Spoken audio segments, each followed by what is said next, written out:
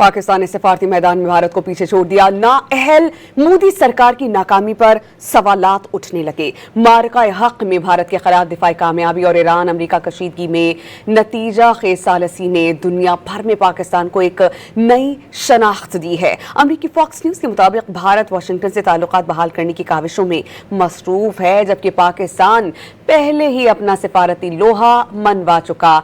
G7 summit में अमेरिकी सदर और भारतीय वज़ीर-ए-आज़म की मुलाकात रिवायती गर्मजोशी के बजाय सिर्फ मुसाफहे की हद तक महदूद रही। फॉक्स न्यूज के मुताबिक दोनों रहनुमाओं की मुलाकात बज़ाहिर दोस्ताना थी, मगर इसके तनाजुर में कशीदगी नुमायां थी। मारूफ भारतीय तज्ज़ियाकार आनंद रंगनाथन ने भारतीय सिफारतकारी की नाकामी को तस्लीम करते हुए कहा कि भारत कोशिश कर रहा है कि अपना खोया हुआ मकाम हासिल करे।